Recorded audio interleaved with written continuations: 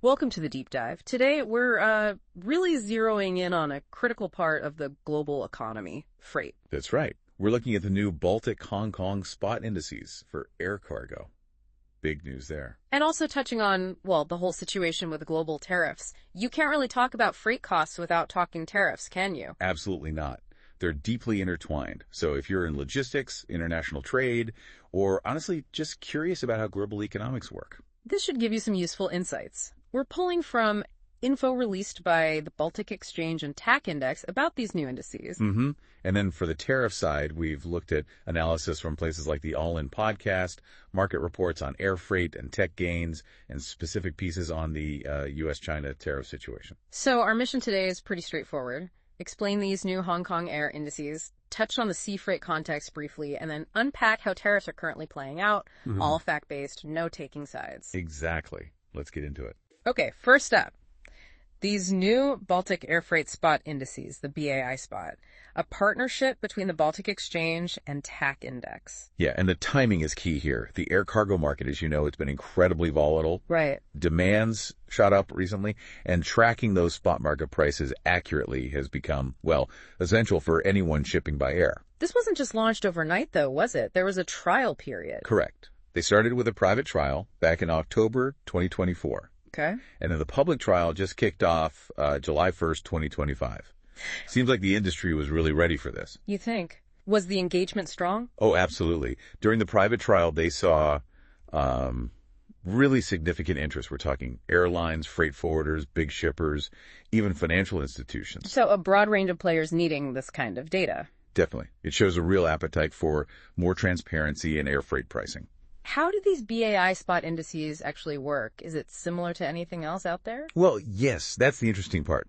They're using the Baltic Exchange's methodology. It's FCA regulated. FCA regulated, okay. And it's essentially the same approach they've used for, over 40 years now with the Baltic Dry Index, the BDI. Ah, the BDI. So the benchmark for sea freight. That makes sense. They're bringing that same rigor to air cargo. Exactly. Same reliable benchmarking just for the air sector. What's the main goal? Just tracking prices, or is there more to it? It's really about building a foundation. A foundation for physical air cargo contracts. Right. And also, crucially, for derivatives trading. So risk management tools. Got it. Helping businesses manage that price volatility we talked about. Precisely. Which specific routes are they starting with? Where's the focus? Initially, they've picked 3 major export lanes, all starting from Hong Kong. Hong Kong. Okay. Makes sense. Yeah. So Hong Kong to Central Europe, think Frankfurt, Amsterdam. Hong Kong to the U.S. East Coast, Chicago included. Okay. And Hong Kong to the U.S. West Coast, specifically LAX. And why Hong Kong as the starting point? I mean, it seems obvious, but what's the specific rationale? Well, it's just such a massive gateway, isn't it? Especially for all the e-commerce coming out of southern China. Right, the volumes are huge. Historically, it's always been a key air cargo export region. So starting there gives a really important snapshot. We actually have some numbers here from May 13th, 2025. The BAI 36S Hong Kong Europe was around HK $30.07, a small uptick. That translates to about US $3.86 per kilo for 1,000 kg lots. And Hong Kong to US East Coast, the BAI 38SC, was basically flat at HK $32.55. Yeah, US $4.18, just down a cent. While the West Coast route, BAI 38SW, dipped slightly to HK $32.35. US $4.15, down about 5 cents there. Small moves, but as you said, over large volumes. It adds up quickly. So these daily values, they give a really current picture. That's the key takeaway, a timely, accurate reflection of the spot market on these critical lanes. It gives businesses much better tools for, risk management and just understanding the price landscape. How would a business, say a shipper or a forwarder, actually use this BAI spot data day to day? Okay, good question. Let's say you're negotiating freight rates for an urgent shipment. Yeah. You can look at the BAI spot index for that lane. Right. And see if the quote you're getting is, in line with the current market or if it seems inflated. It provides an objective benchmark. Exactly. Or if you're a forwarder, tracking these indices helps you anticipate shifts, maybe adjust your own pricing strategies. It just brings more transparency. It makes the whole process more informed. Definitely. Imagine seeing a sudden spike on the Hong Kong Europe index. Maybe you explore alternative routes or you negotiate harder. Could save real money. And this is just the start. Are there plans to add more routes? That seems to be the plan. The Baltic Exchange has said they aim to expand the BAI Spot suite. Based on market demand. Yeah, based on market demand, potentially adding new lanes, maybe integrating into broader trading platforms down the line. Now, you mentioned the BDI earlier, the sea freight index.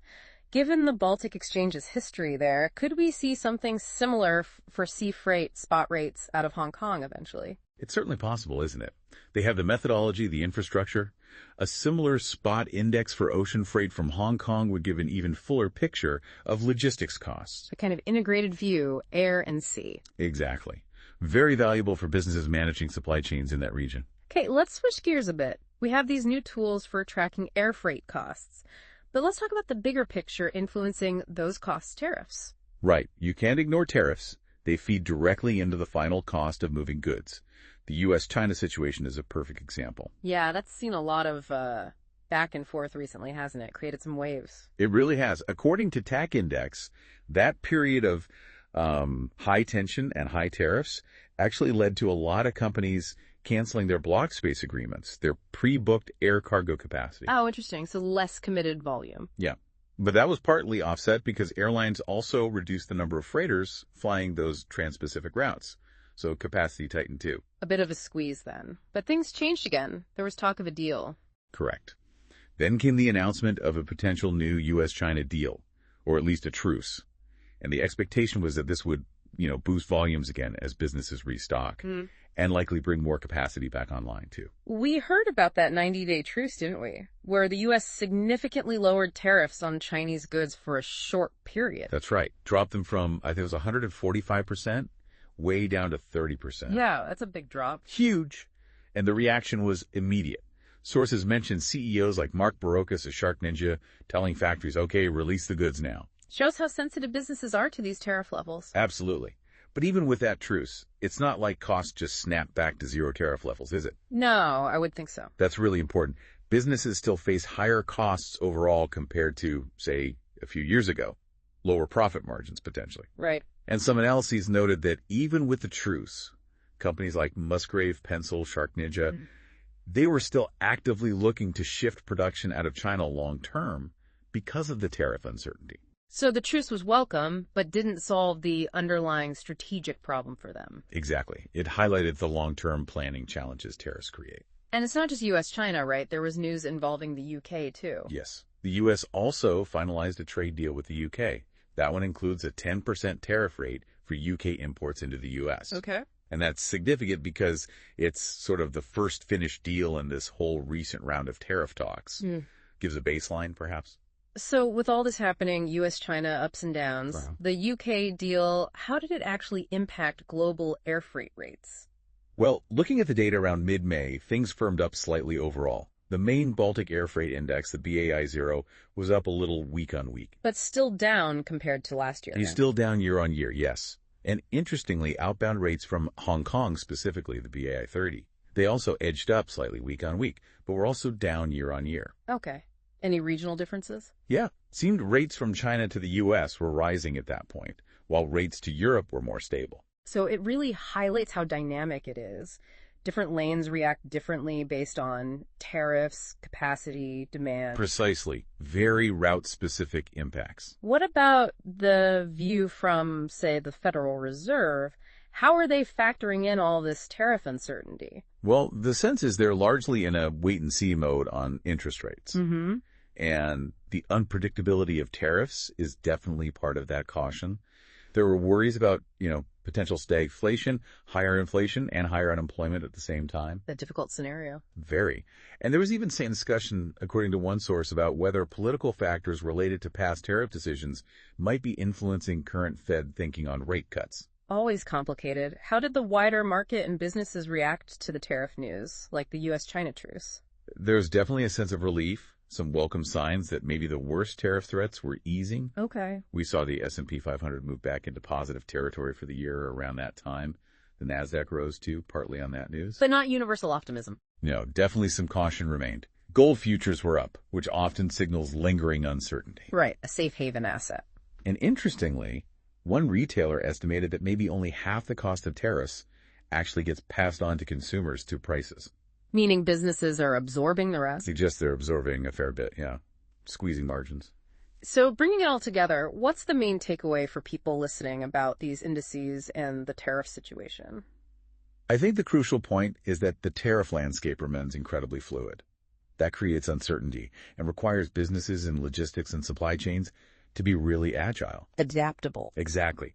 Constantly evaluating sourcing, transport options. And that's where these new Baltic Hong Kong spot indices become even more valuable. All right, because they provide real-time price data in that uncertain environment. Precisely.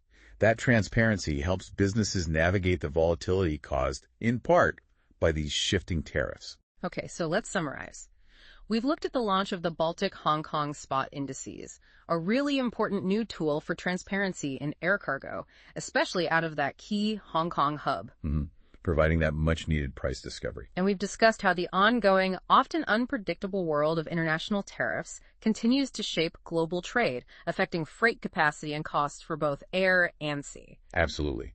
So for you, our listener, understanding these dynamics, the new data tools like the indices, the impact of tariffs, it provides context. Context for business decisions, maybe investment strategies, or just a better grasp of the global economic currents. Yeah, and that transparency from the indices really can empower more informed choices in what's clearly a complex environment. So here's something to think about as we wrap up.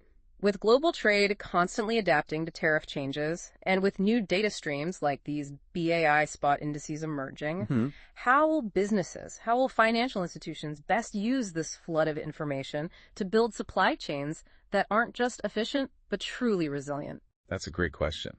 And what new financial tools or risk strategies might pop up now, thanks to this clearer view of the air cargo market? Definitely food for thought.